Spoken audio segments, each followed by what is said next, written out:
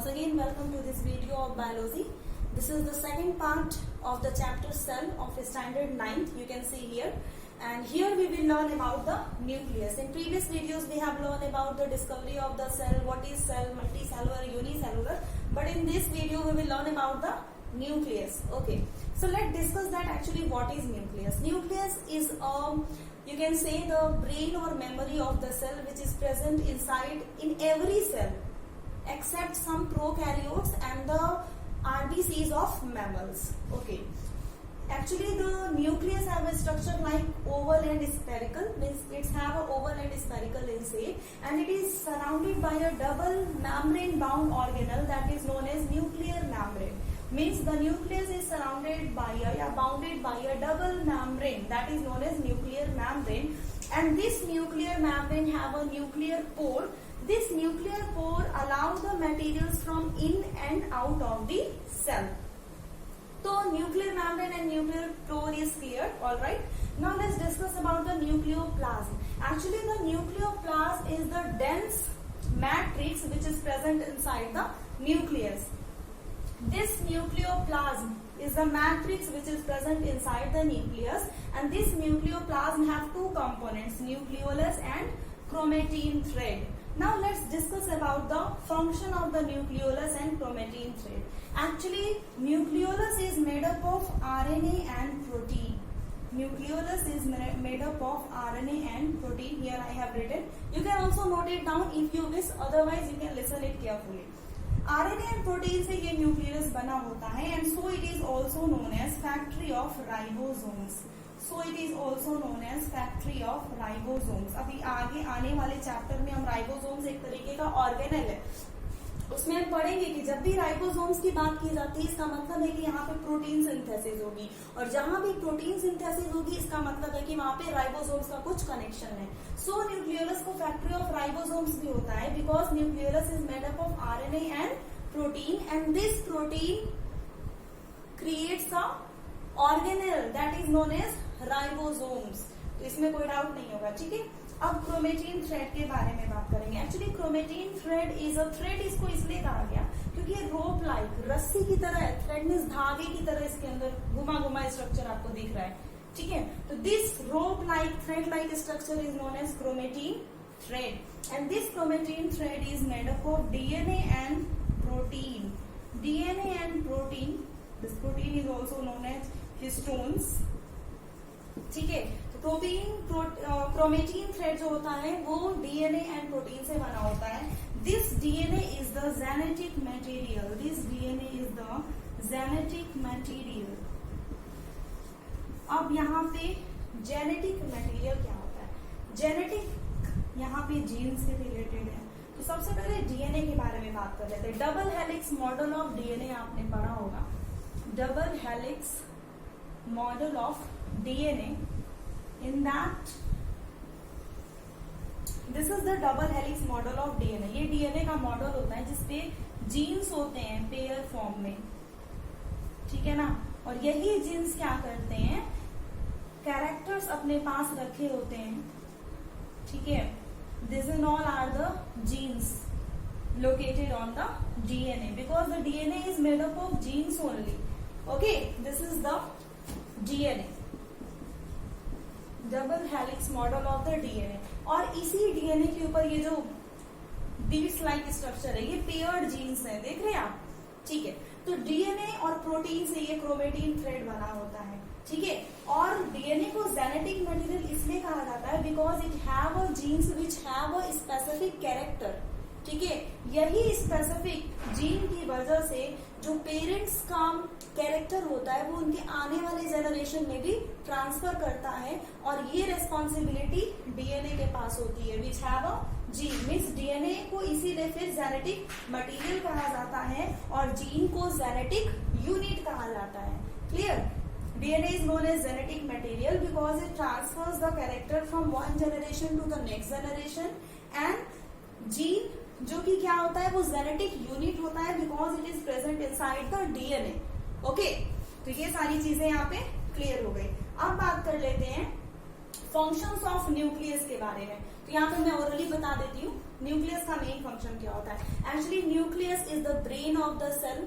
पहली बात, वो सेल का ब्रेन होता है, कहा जा सकता है। It controls all the activity of the cell. Second point, third point, it helps in the transfer of genetic material from one generation to the next generation. This is the third point. And the last point is that nucleus participated in the cell division or in cell cycle.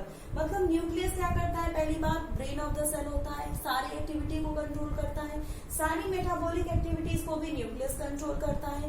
Genetic जितना भी transference होता है parent से उसके next generation में, वो nucleus करता है। और इसके बाद जो फोर्थ पॉइंट मैंने बताया था, वो cell cycle and cell division में ये न्यूक्लियस पार्टिसिपेटेड होता है। तो now we will discuss about the chromosome. जो क्रोमोसोम के बारे में हम बात करने जा रहे हैं, वो एक्चुअली बना होता है क्रोमेटिन थ्रेड से, जो कि न्यूक्लियस के अंदर प्रेजेंट है।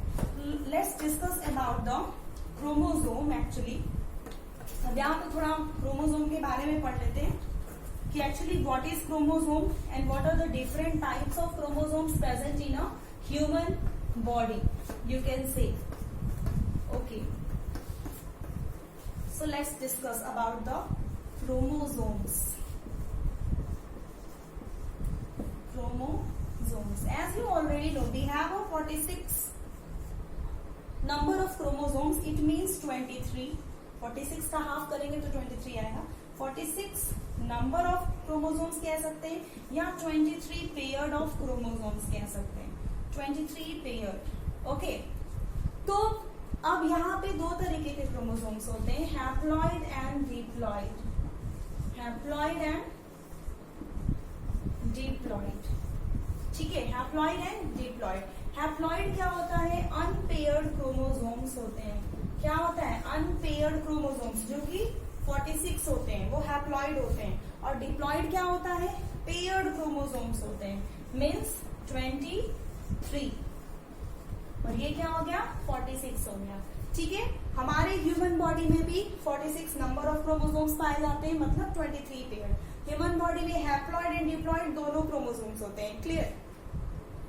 अब एक बात बता दें, ये जो डिप्लॉइड क्रोमोसोम्स है, ये हमारे बॉडी सेल्स में पाया जाता है। It is present in our body cells. Body में जितने भी सेल होते हैं, सबके अंदर ये डिप्लॉइड क्रोमोसोम पाया जाता है।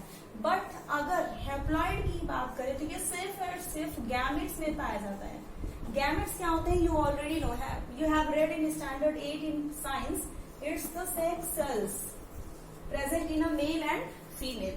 तो हैप्लॉइड अनपेयर्ड होते हैं, जो गैमेट्स में सिर्फ और सिर्फ पाए जाते हैं, और डिप्लॉइड पेयर्ड होते हैं, जो 23 नंबर होते हैं, और ये सारे के सारे बॉडी सेल्स में पाए जाते हैं। अब एक चीज और डिस्कस कर ले हैप्लॉइड में, कि हैप्लॉइड में एक्चुअली गैमेट्स में पाया जाता है, तो कैसे पाया जाता है?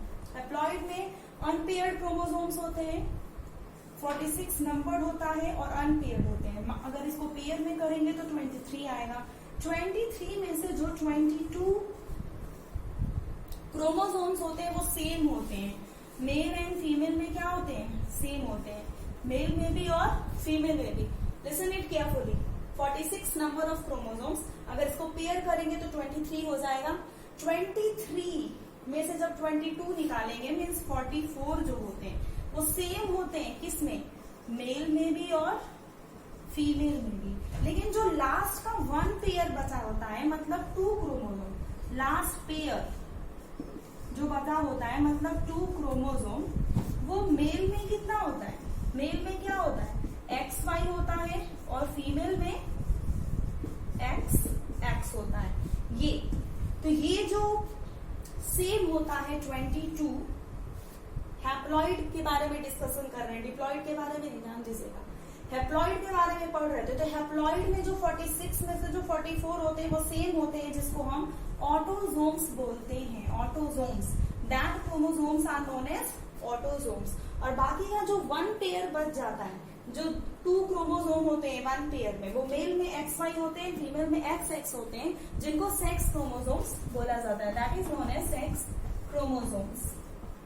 तो ये सारी बातें क्रोमोसोम्स के बारे में हो गई। हमें नहीं लगता आपको इसमें कोई डाउट होगा, but if you have doubt, go through the books and discuss with me.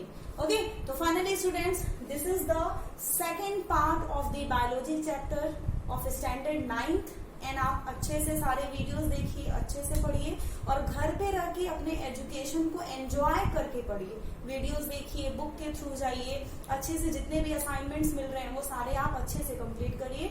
And thank you students, bye bye.